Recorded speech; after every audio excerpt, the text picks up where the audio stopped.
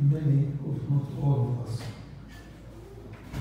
complain about our children, especially adult children or young men and women who are crying over electronics and we cannot wean them off. So tonight I decided to share with you one of the hadeeth of the Prophet ﷺ that should help anyone, adult or young, if they want to gain power over their time, their life, their interest. This is the hadith for everyone. The hadith's first part is known to all of us. المؤمن القوي خير وأحب إلى الله من المؤمن الضعيف وفي كل خير. That a strong believer is more beloved and nearer to Allah than a weak believer. وفي كل خير. All of them good. A believer is always good. But if you are a strong believer, Allah loves you more than a person who decided to be weak. Why? It is because Allah subhanahu wa ta'ala, as He told Bani Israel, He also told us, خُذُوا مَا آتَيْنَاكُمْ بِقُوَّةٍ.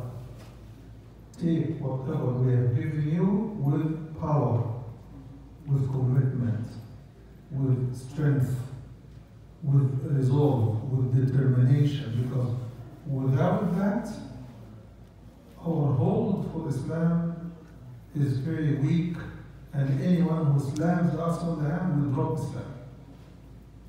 And this is what's happening to our children. Their relationship with Islam is too superficial to help them stand against the slightest slam on their hands. And I'm using this metaphorically, of course. So whenever they are under any pressure, they find excuse to drop Islam and go with whatever they are busy doing. They hear the adhan, but they don't either pay attention or give attention or take it seriously. So when Allah says, خُذُوا مَا آتَيْنَاكُمْ بِقُوَّةٍ, He is openly and clearly saying, take it seriously.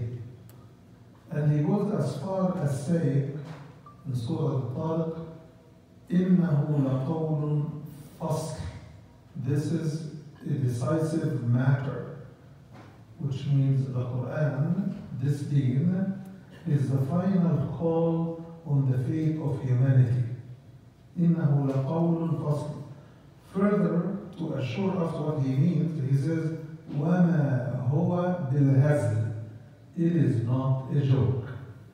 Can you imagine Allah talking about His book, His guidance, saying, this is serious, this is not a joke?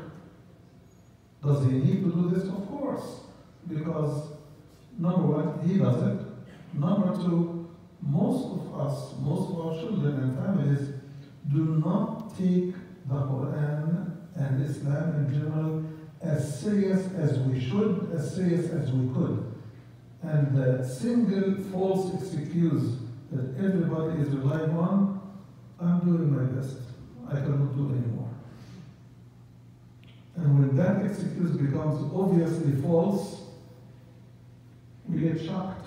Because when we meet Allah subhanahu wa ta'ala, this is the first thing. We'll be asked about salah, we'll be asked about our commitment, we'll be asked about our family. So we need to really take Allah and take His word seriously. Seriously means give it the importance it deserves. Not at the slightest turn you drop it, because the kids, they say they cannot do it. My wife, she's not used to this, she is not brought up as a committed Muslim, just got married, or my husband is too busy. All of those false excuses that we hold on are going to be useless when we meet Allah subhanahu wa ta'ala. So let's go to the rest of the hadith. المؤمن القوي خير وأحب إلى الله من المؤمن الضعيف وفي كل خير. Every believer is good, but Allah loves more and gets nearer the one who takes Allah's word seriously. Young or old, take it seriously because He is talking to you individually and to us all collectively. So we have to support each other to be serious about our deen.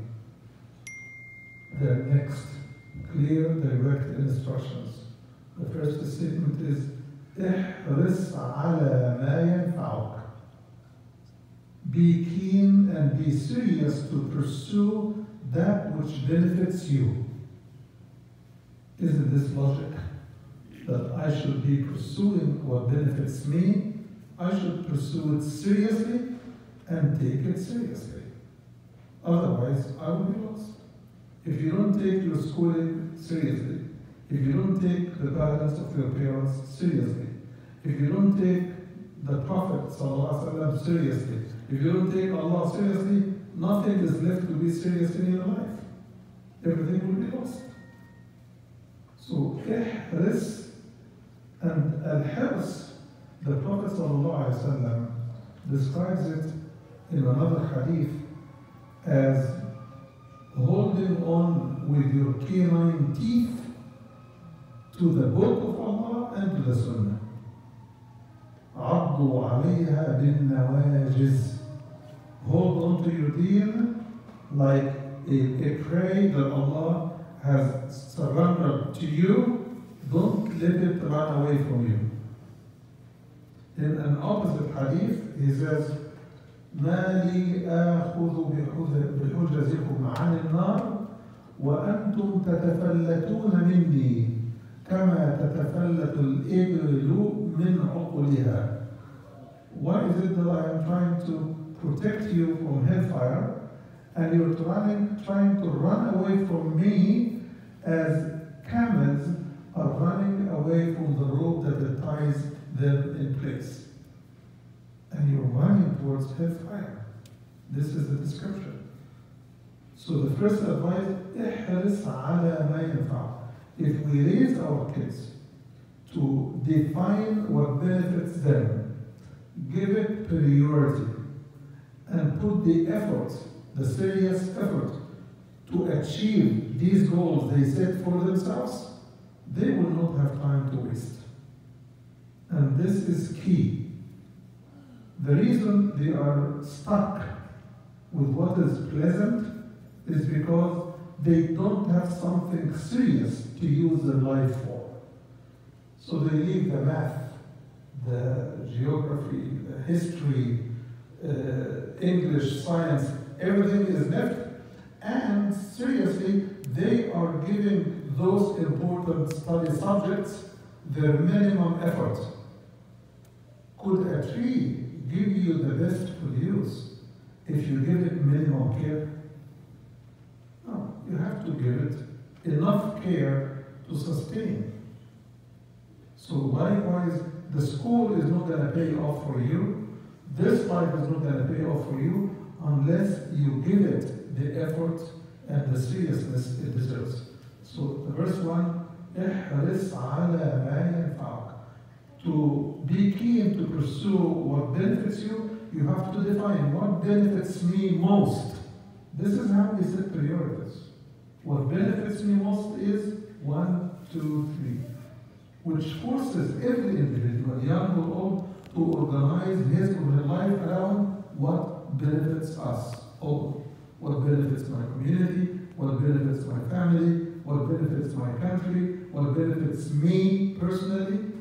Those are the things that the hadith is referring to. احرص على ما ينفع. That's the first direct advice and instruction from the Prophet ﷺ.